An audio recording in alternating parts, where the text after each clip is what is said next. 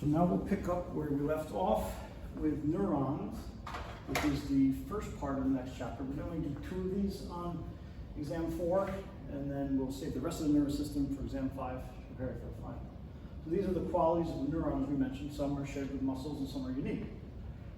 We've drawn neurons thus far as an axon coming out of a cell body and dendrites on one end. But that's only one type. There's a couple different ways neurons can look. And this is going to be very important when we discuss why a sensory neuron and motor neuron look different and act different. And the main reason is that we're going to take this cell body and protect it. So we're going to put the cell body in a safe place, whether it's coming in or out. And we want those to be either in the ganglia, which are very close to the spinal cord, or inside the vertebral canal and the brain. So we have multiple types. A multipolar is the most common one, which I just drew already. You see many, many dendrites. They're in the thousands, a single body and a single axon. Off the axon, as we mentioned, there's multiple terminals. That's great. A bipolar is rare. We have them in very specific parts of our face, nose, ear, and eye, in which we have the cell body kind of sitting in the middle. And again, these are protected inside the skull so they can look like this. We have one dendrite with a continuing line, which is basically the axon, which is coming in, the cell body here, and then we're going to continue out and go that way. They're fairly rare. The other one we want to talk a lot about is the difference between the motor and the sensory. So actually, let me wipe that and we'll just start here. If we go back to our original line of up and down, we're going to say, if I'm going up to the sensory, I'm going to start down here with the dendrites. I'm going to climb. Just before I get into the spinal cord, I'm going to make my cell body and then I'm going to end. So the axon part, just that. But this is technically part of that same axon. Whereas if I have a motor neuron, I'm going to start here, put my dendrites there, and then I'm going to go all the way out to end on an effector. We'll just put the muscle here because we just did it. So this type here, called a unipolar, says I have a very, very long strand, which in this case is mostly on the incoming side. And then I'm going to have a cell body protect up here. And then on the original one, the multipolar, I'm going to start with my cell body and then work my way out. This is a typical motor neuron in the body. This is the typical sensory, which matches right back up to our original diagram of, here's the central nervous, no, it looks like eyeballs, our CNS going down. So coming in, we want to save our cell's life by hiding this cell body deep inside. And they look kind of like this. So if we looked from above, we just did these in our skeletal unit, and we have a typical, if there's such a thing, back end of our vertebrae. We have a hole there, vertebral foramen. In there, we're going to put the spinal cord. So the spinal cord is going to sit inside with his meninges and his little watery environment of cerebrospinal fluid in areas he's very happy. He's safe in there. We need that. That's central nervous system. From the front of him, he's going to release a motor nerve through individual neurons that will connect here and form a nerve that goes out. Coming in is another set of information, and we can do either side. Maybe I'll just do it on here because that's how I did it before, but know that it's coming in and out on both sides. So as I come in either way, just before I get to here, I'm going to go through here and synapse inside, but I build my cell body right here. So the cell bodies of the incoming sensory information are here, little ganglia that we have behind the spinal cord itself. And we call those the dorsal root ganglia. So if we remove the bone part, the spinal cord would look like this. Lump, lump, outgoing, incoming. Incoming, outgoing. So this nerve is a both direction pathway. And then here's the spinal cord again. So that just helps you understand why we have different types, because we're saving all of our little cell bodies the closest as we can to protecting them. We're on the motor side, they're already in the central nervous system, so out they go. So sensory neurons are generally unipolar, multipolar or motor, and then the bipolars, again, they're a very small example that you find. That's the image of what I just drew. So if we see them coming in, they're going to arrive just before they land inside their safety of the spinal cord and make a ganglion out of all the little cell bodies. And this is why it's called dorsal. It's in the back, as we mentioned, I took it down, but all the words that have to do with sensory, including dorsal. And it's going to come in the back, hit an interneuron, which is just saying, I'm going to take your message and send you on to the motor side. The motor, he's a multipolar, so his cell body is safely stored here in the anterior or ventral portion. No ganglion needed. He goes out, and he's going to land on the skeletal muscle as we just discussed. So most sensory neurons are unipolar. The few bipolars we mentioned are in the face. The motor neurons are all multipolar. They are protected either in the brain or the spinal cord. If they're in the brain and they go to a face or upper shoulder muscles, they will be called cranial nerves. Or if they're in the spinal nerve category, they're always beginning here in the front, and they get a signal from the brain that comes down and says, I need you to do your job. So there's two pathways from brain to muscle. I send the message out, I land on the spinal cord and send it the rest of the way. And the part of the brain that sends it begins up here in our frontal lobe, and we'll say that for very soon, but don't worry about it right now. The interneuron, as I mentioned, is a very short little guy. These are key, and they actually make up most of the neurons in our body. They are found in the bulk of our brain and the bulk of the middle of our spinal cord. And what they do is take the sensory message coming in and give it to pass it along to the motor message going out. But what they can do is also inhibit or decide, this isn't worth my attention, I'm not going to send it ahead. So they are a big part of how we process our environment. And very much like the original scenario, if we said sensory motor, you could look at this as the host of interneurons that take the job between the two and decide. And these are primarily multipolar. But the majority of neurons on our body are these interneurons, and the majority of mass in our brain is not even neurons, it's actually this neuroglia stuff that are the associate cells that help out with all the work that needs to be done for these guys. So of the parts of the cell, we're going to take a look at what goes on in the cell body, what goes on in the dendrites, and what goes on in the axon. And when we say, again, I'm just going to do a multipolar here, but when we say the cell body, also known as the soma, it could be at the end of the line or at the beginning of the line. The dendrites are always receiving information, so wherever they are, they're taking incoming signal. And then the axon always sends signal away. So whether it's all this distance and then just a short distance, or a short distance and then a long distance, that doesn't matter. It's always in and out. The cell body has a nucleus, all the organelles that we're used to. But one thing to remember from the last slide is that we don't get a chance to do mitosis with these guys. There are certain parts of our brain in the hippocampus where we can, but the majority of what we're dealing with is the neurons we had made early on in life, and that's all we got. The soma is where we do biosynthesis. What are we making here? We're making an awful lot of neurotransmitters because that's how we talk to everybody else. A lot of mitochondria, we're very busy. We also have something called chromatophilic substance, which its old name is a missile body, and it's made up of a ton of ribosomes. What do ribosomes do? Make protein. What are all these neurotransmitters made of? Protein, so that's why they're there. These dendrites, as we said, are the incoming information. They're short, they're branched, and they can be in the thousands. They're the receptive input, and the more of these we have, the more information we get, and we're constantly hearing from so many different things coming in. We are bombarded with information from everywhere, and we process it and deal with it. And as I mentioned in the previous thing, that's kind of how we describe attention and our ability to focus and pick out salient information from a glut of news coming in. Axons are long. They can either be myelinated or not. If they're myelinated, we're going to recruit some friendly cells in the category of neuroglia, and we're going to ask them to wrap around the axon and make it insulated. So a myelinated axon appears white. Call this white matter, because they are fatty and they have a white appearance. There's a little nucleus in them, and they're basically like a long thing like this, and then they take an axon and they wrap around it. And that's how they look. So they are called neurolemmacytes, or Schwann cells out in the peripheral. and they are wrapping around these guys as they travel from central nervous system all the way up to the muscle. It's very important that they are there because we will get a clean signal, kind of like these wires here. If we strip the coating off of these and just expose the bare wire and touch it with something conductive, we get a shock or we ruin the signal.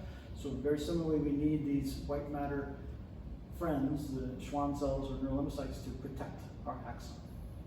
But if it's a short axon, like in here, especially in the interneurons, we don't need that. We just let them talk directly. We don't need to wrap it because it's a very short path. And those are called gray matter, which is the center portion up here where we see very small things in the spinal cord.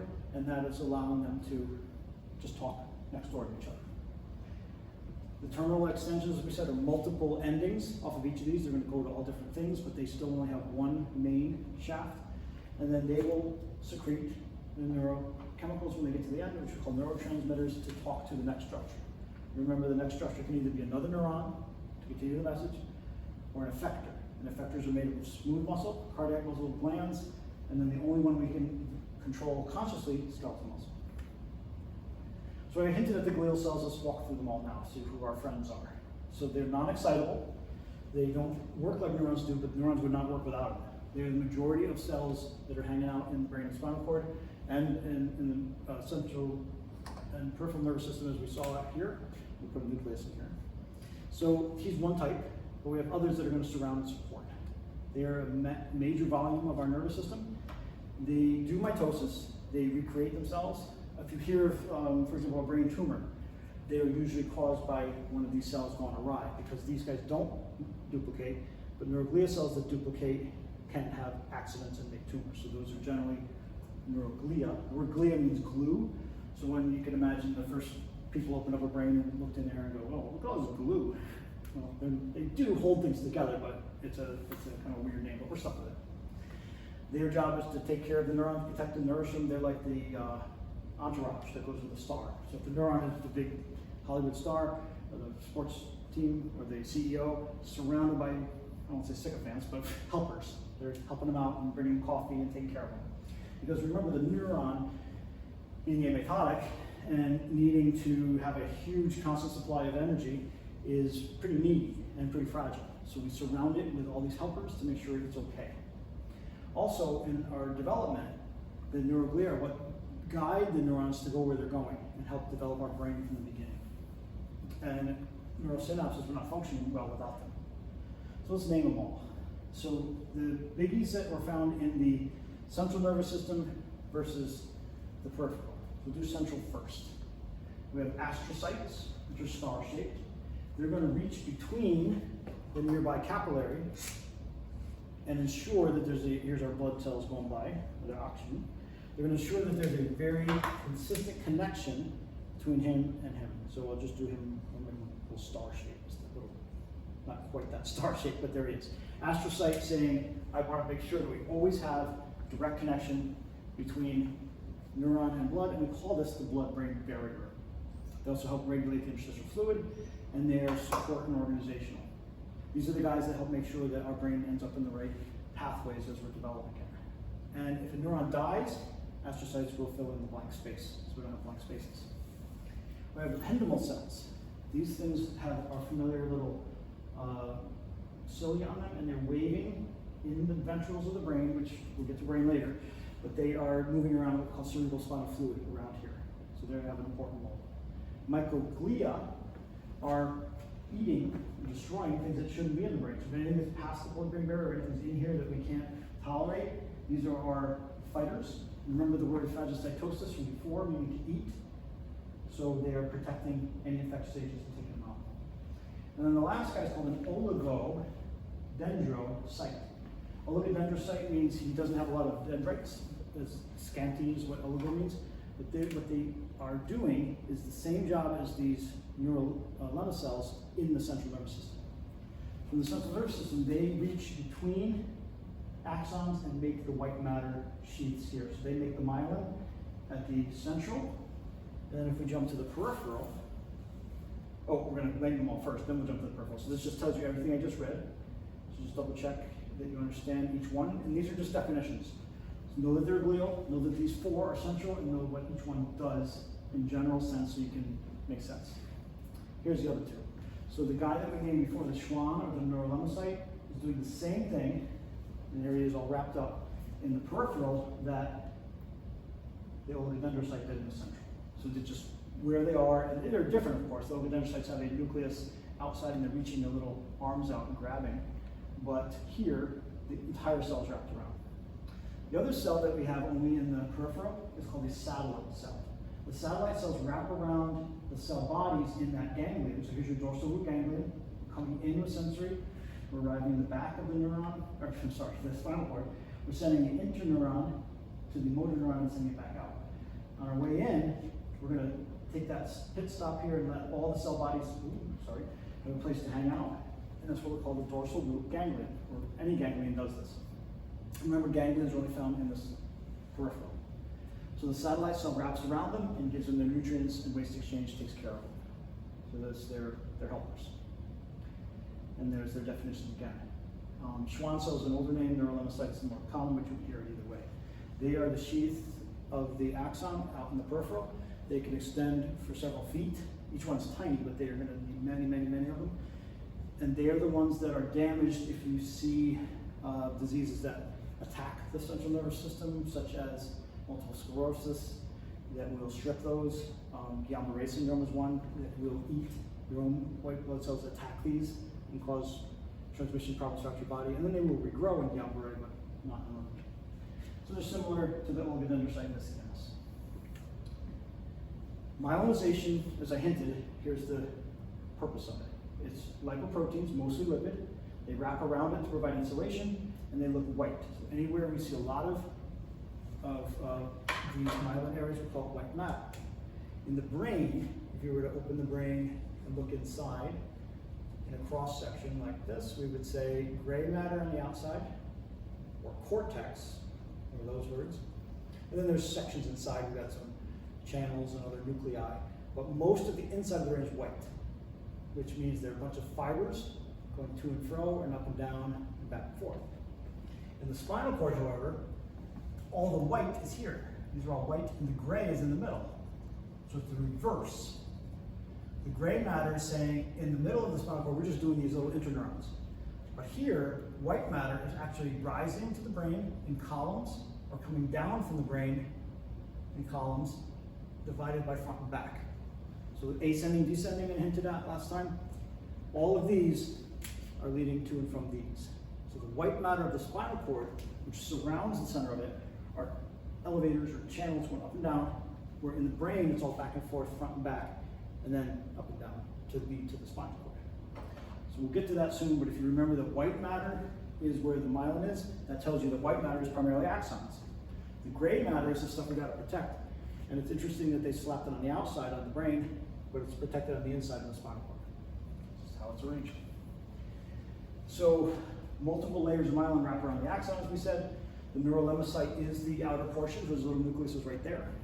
And that we call, the whole thing is a neurolemma. Remember, we use the word lemma, and the outside of this muscle cell is a sarcolemma. So here we have a neurolemma as the outer portion of an axon with white matter. And then, of course, as we said in the CNS, it's an oligodendrocyte. Now, there's gaps between these things. So as we wrap them up, we're always going to have a space between. And the reason why we do this is so that we can speed up transmission. So that gap, if I zoomed in on one, we'd have one here, a little gap, and then the next one. The old name for the gaps is the nodes of Ranvier, but we also call them the neurofibril node. So this node is raw axon. And these guys are your Schwann cells or your neurolemmas, so this is your coating. This raw axon is exposed directly to the extracellular fluid. And we mentioned this last time when we talked muscle with the sodium-potassium pump. This is where sodium and potassium interact. They can't do it at the myelin sheath level, so here's your sodium, potassium going back and forth here.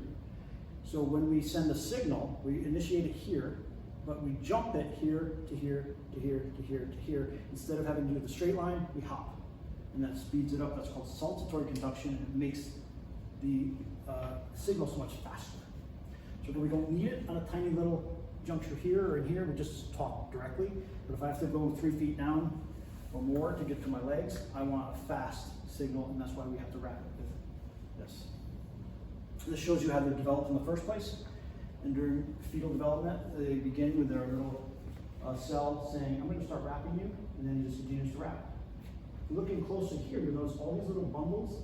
Each one of those is an individual set of the information going back and forth with that single axon. So this is the structure of the axon on their cytoskeleton, and then that is sending channels down for the acetylcholine or other chemicals to get to the end. So we're building them here, sending them down, and we almost always go in one direction, but there are things that will go retroactively back up, such as tetanus bacteria. So that's, again, a big issue with making sure you're inoculated against those types of diseases that travel up. Anyway, here's the neurolemmacyte wrapping. You continues to wrap, and eventually you see little cells on the outside, and you're fully protected and wrapped. I mentioned MS, but here's things that can go wrong when the myelin sheathing is destroyed. If you're destroying the central nervous system myelin through an autoimmune, meaning your own body's attacking, and for whatever reason, unfortunately, autoimmunes are more common in females than male, your oligodendrocytes themselves are attacked by your own immune system. We repeatedly inflame them, and we call scarring. Hardening and scarring is known as sclerosis, so that's multiple sclerosis is happening in multiple places. It begins with nerve impulses, and it can destroy your vision as well. If we damage a PNS axon, this is way out in the body system. These are protected by having the brain and spinal cord hold the original cell body so they can't be hurt. But if I cut this out in the body, I have a mechanism to fix that. So nerve damage can be repaired. Individual axons tearing or shearing, it can happen when you yank too hard, they can be repaired. So this scenario says, here's my cell body, way back safe somewhere, here's my muscle I'm talking to, and along the way, something happened. Some trauma severed my axon. And now I don't have a connection anymore. So this muscle is not getting its signal. Well, what will happen is we will regrow a new end bulb here and let the rest of it die off. This new little end bulb will start growing this way, and he makes a tube, it's called a regeneration tube, and then he will begin wrapping himself over and over and over again, and over time, and it's a very slow process, but depending on where your nerve damage is, we can time how long it will take to get your signal back. And eventually it makes it back where it started. If you damage a sensory nerve, it's the same in the other direction. So say you cut your hand and you've got a numb spot here, oh, that's not good. Well, as long as this neuron is intact way up here where it came from, this will eventually, usually, re-heal, and you'll get that sensation back over time. And generally, we'll get a weird sensation first. It's called a paresthesia. It'll feel funny, and then it might hurt, but then eventually it'll go back to feel the way it used to. So that's how we do it. And I think I have one more to add to this, and then we're ready for our next exam. Yes, I do have one more. So we jump into here. Hang on a second. There it is. We're going to reiterate what happens at the action potential and spend a little more time on everybody's favorite sodium potassium pump and getting the information out to the next structure. We call the next structure is either another neuron or an effector, and an effector can be smooth muscle, cardiac muscle, gland, or skeleton. So what is this electrophysiology that we're talking about, action potential? It's all based on sodium potassium. The words we use are resting potential, which begins with that. I guess I erased that before. The resting potential says on the outside of a neuron, we're going to have a sodium, and inside we're going to have potassium in excess. So that'll give us a net positive on the outside. And the way I remember it is that sodium's got 2 letters, so it's more positive than the potassium only has 1. But it's periodic table stuff. So here we have them set up at rest. The resting potential is maintained by the sodium potassium pump. Sodium wants to leak in, potassium wants to leak out because of something we call diffusion. So we're going to pump it, and we're going to pump it and make sure this stays the way it is at rest. However, when we do an action potential, we're going to allow it to do what it wants to do, and it rushes in and flips the entire scenario, and then we're going to jump that action potential down the line. So it always begins here, which came from some summation here that says, hey, we've got to do an action potential now. Many times these are thoughts. I'm thinking about something, so I'm thinking and I'm going to do something. Or I hear something from the rest of my body and it says I got to do something.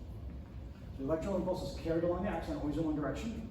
Regardless of how much stimulus you get, whether you hear from 30 other neurons or just one, or you have a big thought or a little idea, it's always the same strength. Every action potential is the same strength. And then that will run the entire nervous system. Its entire function is based on these electrochemical gradients, which are based on diffusion, which are set up across the semipermeable membrane by the pump. And when at rest, sodium is positive on the outside, potassium on the inside makes it relatively negative. The pump that does it is called the Na plus K plus ATPase pump, or sodium potassium pump. They're all along the membrane, and every time we have sodium leak in, we're going to pump 3 of them out, and we're going to pull 2 potassiums that leaked out back in again. So the 3 to 2 exchange keeps it going. At the end of it, at the axon terminal, we'll have some calcium hanging out, but we'll save him for later. So the calcium that hangs on the outside is going to make sure that we dump our neurotransmitters when we get to the muscle or nerve or gland. Now there's different types of channels. So we have the pump, which is making sure that this maintains, but we also have channels that are called leak channels or passive, and they go on the concentration gradient. So sodium and potassium are throughout the neuron, and again, if we have sodium outside in excess, it will try to leak in because of diffusion. The excess potassium inside is going to leak out. And that's why we exchange it back and put it back the way we found it. There's also other types of channels which are called active or gated. These respond only to a specific stimulus. If you're chemically gated, you're going to respond to specific neurotransmitters. That's what we saw going on the outside of a muscle cell when we talked to it with the acetylcholine. We have voltage gated channels which will open and close based on the membrane potential, and we're going to find these throughout the axon, again particularly at the nodes. And the potassium sodium pump will set that arrangement, and then when we're going to move them, we use that voltage gated to say positive negative will flip. And at the very end, with our calcium, that's where we're going to release them at the axon terminal. Meanwhile, over here on all of our dendrites in our cell body, we're going to get information from thousands of other sources. So I'm going to send a signal over here. I've got somebody talking to him. I want to land something right on the cell body. I'm just talking to him all the time. This guy's getting a lot of information. These are called modality gated, and they will respond to a very specific stimulus that this neuron is designed to detect. So if I'm in a retina cell, I'm only going to respond to light. Light comes in, I know it, what it is. But if you do smell in the eye, you're not going to notice it. So it's modality, it says the way that it responds. So modality gated channels are the sensory end of a neuron, and they only respond to what they're designed to respond to. And that's how we describe something being sensitive. The more of those you have, the more sensitive you are to a particular input, and the less something you'll be less sensitive. So this describes the electrochemical gradient, which I hinted at with the sodium potassium. All we mean by that is that things move along chemical gradient based on the concentration, but electrical gradient, they tend to move toward an opposite charge. So they tend to move away. So together we call it electrochemical gradient, and that's how neurons work. So we have another image here for you. We have a leak channel, which are these guys, which are letting potassium get out. Off it goes. We have a sodium leak channel that is letting potassium leak in, or sorry, sodium leak in. And then we have a pump. This pump is always running so that whoever got in or out, I'm going to put them right back where they came from. At rest, as we said, we're slightly negative on the inside compared to the out. How negative? Well, we can measure it at negative 70 millivolts if we're interested in that. The leak channels are going to send it back and forth and just keep it this way, but we're going to run ATP here to say, I don't like you to reset back to 0, 0, because now we have no potential, we have no electrical impulse ready to go. I have to keep this running around the clock for all your life to make sure that we always have this positive negative at rest. So like the muscles, the neurons are always burning a lot of energy to keep us going. So this little image will show us in an animation. Here's my potassium that snuck out. Here's my potassiums on the inside. Oh, they snuck out again. Oh, you little rascals. My sodiums, I got more of them on the outside. And only one on the inside. Oh, they're going to sneak in, you little buggers. Well, I can't handle that. So I'm going to make sure that I put everybody back where I got them by using the pump. And here's the rules. 3 sodiums out, with 2 in. So you'll see 2 sodiums come in, and 3 potassiums go out. Oops, sorry, I said it backwards again. 3 sodiums come in, and 2 potassiums come out. It's almost easier to just say NaK, but I want to give you the real words, but there we go. Goodbye, sodium. Hello, potassium. We're back where we started. So that is the pump. At rest, this is where we are. More sodium out, less potassium. And in, more potassium, less sodium. Therefore, negative compared to positive. The easiest way to remember is that sodium has 2 letters, so you need more positive. And that makes a negative inside compared to the out. How negative? Negative 7. This shows the same thing in another crazy, too many dots for me, but they're all over the place. They maintain this at that resting membrane potential. So resting membrane potential just means I'm ready to go, I'm charged, my batteries are set. And this is how we measure it in the lab. And this showing the action of ATP, making sure this works. And they show you different size channels and different looks of the pumps and so on. So the receptive segment of the neuron, as we said, are the dendrites in the body itself. People are going to be talking to it, other neurons, by landing on it, either the dendrites or the body, and telling it things. And the neuron has to make this decision, is this worth me telling anybody else? So he's getting to gossip and he's like, I don't know, it's not a big deal. Or is it a big deal? The initial segment is when we sum or pull together all the thoughts that we got and decide, are we doing it or we're not? If we're doing it, we send a signal. If we're not, we don't do anything. Many times we don't do anything. And this again takes us back to that attention idea. If I'm maintaining attention or focus on something, I can rule out all the other signals that come in and say, hey, look at that, what about this? Look what time it is. Don't you remember you have to pick up milk on the way home? We ignore that and not send a signal. But if you're not able to control those and they become invasive, now you're sending all these extra thoughts and like, I gotta do this, and you lose your concentration. So initial segment is where we decide, am I gonna do it or am I not? If I do it, there's no coming back. It's an all or nothing shot. And that's called conductive. I send it the whole way, and as soon as I get to the end, I have to spit my neurotransmitters out. So in a way, this decision right here is key to how everything works. Am I going to do something about it or am I not? If I do, I get the full response. If I don't get any response. So we call it all or nothing. The messages that come in are graded, meaning that they have short changes in a resting membrane potential. So all these little guys talking are going to make my potential chart to change and start to leak in opposite ways and say, maybe this is worth my attention.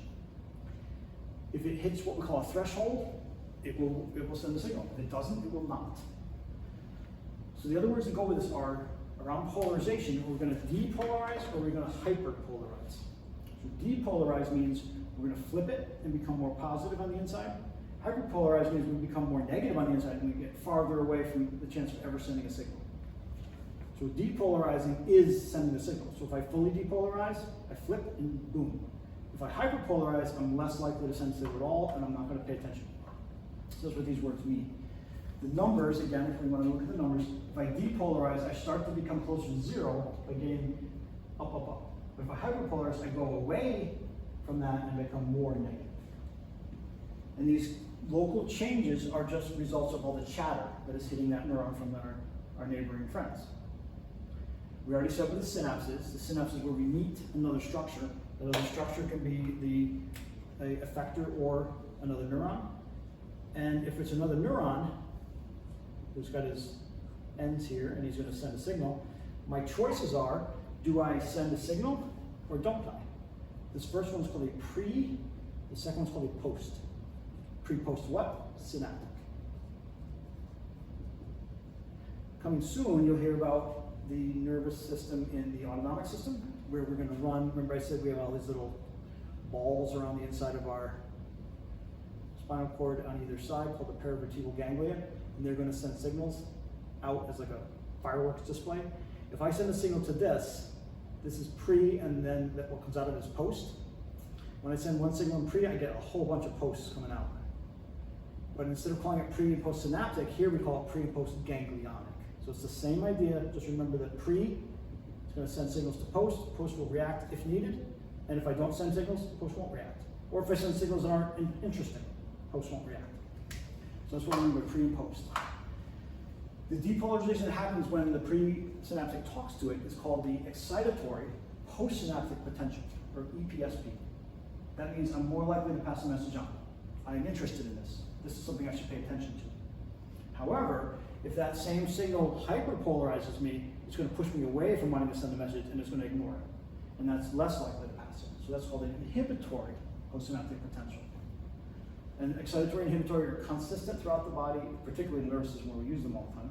Excitatory means, I got to tell somebody, let's move it on. Inhibitory means, nope, we're going to stop, leave it alone. So these happen all the time at the same time, because we're hearing from so many different things, so it ends up being a sum of, do I have more EPSP than I do IPSP? And when I hit that certain threshold, boom, I get the whole response. So that, again, that will vary between people and what they're interested in and what they're attuned to. If you're in fight or flight, you're going to pick all these up really high, and you're ready for anything. You hear the little sounds that you never heard before in your house at night, and you're like, oh God, what's that? So you are more sensitive when you're in an excitatory state. So this shows them all coming in. I'm chatting. This is the stimulus. Right now, he's not enough to get my threshold. So I'm listening. Yeah, that's interesting, but I'm not going to do anything. If I'm inhibitory, these are just things that are kind of annoying. I'm going to pay less attention. I'm going to ignore it. I'm going to drop my chance to react. No thanks. What we call the threshold, which is at -55, sitting right here, that's the point where if I hit it, it's a point of no return. I get the full blast. So both of these examples don't make threshold, so nothing happens. But the inhibitory ones are actually lowering the chance of something happening, where the excitatory ones are slightly raising the chance a little bit. Not that interested. So when we sum them together, we're going to add up all the positives and negatives, yes and no. And if we hit what we call threshold, which again I said is about that -55 right here in this dotted line, if I hit that with my excitement, I get the full shot. If I don't, I get nothing, all or none. When I hit multiple EPSPs that excite the hillock, or this first lump here, then I will change this scenario to say, I guess we got to do something, and I'm going to generate the extra potential. Remember, once I do, I get the full signal all the way to the end, and I dump the neurotransmitters, no going back. So this is some scenarios here. If I'm receiving, there's a lot going on, and again, this is how complicated the nervous system is.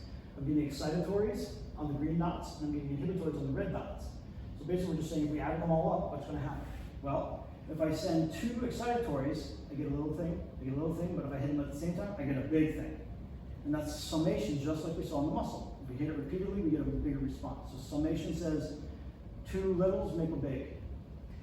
Same thing, 2 littles make a big no. So if I say no twice, I'm definitely not going to do that. But what if I say yes and a no? I cancel each other out. So IPSP and EPSP are opposites. Multiple of one or the other will change my potential to do something. And if I get one of each, I cancel. So in this scenario, if I added more excitatory, I would override the inhibitories, and then I'd go for it. And by go for it, I mean send a signal.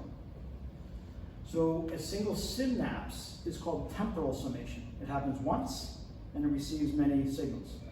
So either I do it, I receive it, and I say, yeah, I gotta go, or I don't, and I say, definitely not going. And this is the same summation we saw in the muscular system, when multiple things over time and how close that time is will change its reaction. If you continue to annoy a neuron, it will either ignore you more or it will pay attention more. The hardest sensation that we have to ignore, as you probably guess, is pain. When you're in pain, you're getting these constantly, and you can't ignore it. Other things you can ignore. I can ignore that I'm wearing pants and that it's hot in here, or that I see lights. I ignore that. I don't need to know that anymore, assuming my attention is not in deficit. But here, I would see effective pain coming in as, I gotta do something about this, and it makes us miserable. If we hit the axon hillock with that summation that says we're gonna send a signal, then we will. That's called the action potential, and as we said, it's an all or none. There's no grading, they don't get weaker, we can't reverse them. We start here, we dump our neurotransmitters at the end, period. This just talks through all the different parts of what happens. Graded versus action. That just is helpful if you want to summarize them, but just know that an action potential is what we're dealing with, and that is sending the message. The graded potentials are not following this pathway. The action potential, once we hit threshold, we always jump to the maximum. The maximum is positive 30 millivolts, meaning I flipped positive in and negative out. And I flipped because of the sodium-potassium pump stopping. The sodium rushes in, potassium rushes out, we get the all or none shot. And it only opens specifically to that membrane potential. So what we see is a spike, and then it depolarizes slightly and goes right back where it was. Just do another. This rise up is called depolarizing as it jumps. I think I said depolarizing in the last slide. I meant hyperpolarized, sorry. Hyperpolarizes slightly and then move up. Depolarizing is the jump. The depolarization says sodium's in, I'm going to flip my entire scenario once I hit that threshold. The repolarization phase sets me back the way it was, and the pump turns back on again and removes them, puts them back where they were. So the sodium channels inactivate or close, and the potassium channels start working and spit everything back out again. When we hyperpolarize, now we're shutting down the potassium channels mostly, and we're letting the membrane potential move back the way it was. Negative 75 to 80 is hyperpolarizing, and then we set to our original negative 70. So we drop a little below the line, and we reset and continue. So all the events are summarized here. From reaching threshold, remember, if we don't reach threshold, nothing happens. So once we hit threshold, we first depolarize, jump huge from negative 55 all the way up to positive 30. That allows us to send the signal, but we can't send another signal immediately, we have to wait. What you see here are these little lines. This is our gradient potential that are suggesting, hey, maybe we want to do something about this. I don't know. Yeah, I do. Boom. And then they go away, everything goes away. Nothing happens for a second as we repolarize, split second. This is a millisecond, which is a thousandth of a second. Then we reset it into hyperpolarization, and then we go back to our RMP, which, as you recall, stands for resting membrane potential. If you ever see numbers on a test, negative 70 is rest, active is positive 30. Negative 55 is the threshold. That's when we jump. Because of this, there's a point where we cannot hit the neuron again. We call this a refractory period, just like we saw with the muscle, there's a period where we have to rest. So there's an absolute period of refraction where we cannot do anything for a millisecond, and then a difficult period where it's hard to get it going, but we can make it. The absolute is that first millisecond, no stimulus will allow it to work because we have to reset the entire system, and that makes sure that the propagation continues the way it's supposed to go, because it's moving segmentally down, jumping through all the pathway along the nodes and hitting the end of the synaptic knob. Just after the absolute, we have another chance. The sodium channels are resetting, but we now need a higher stimulus than we originally did to get it excited. So we're going to have to hit it higher than we did for that ESPS to make it work again, but we can if it's difficult during the relative. And it's very quickly recovering, but it's like a sensitive area. It's like, well, we're not ready yet, but now we are, and then we're there. Hey, we made it. So this is probably the most complicated part of the nervous system to come. As we move forward, we'll be looking at structures and functions, but work your way through this, use the scenarios in the homework and the lab anatomy reveal. We'll show you different images that will help you work through it in videos. So good luck, and as always, email me if you have questions.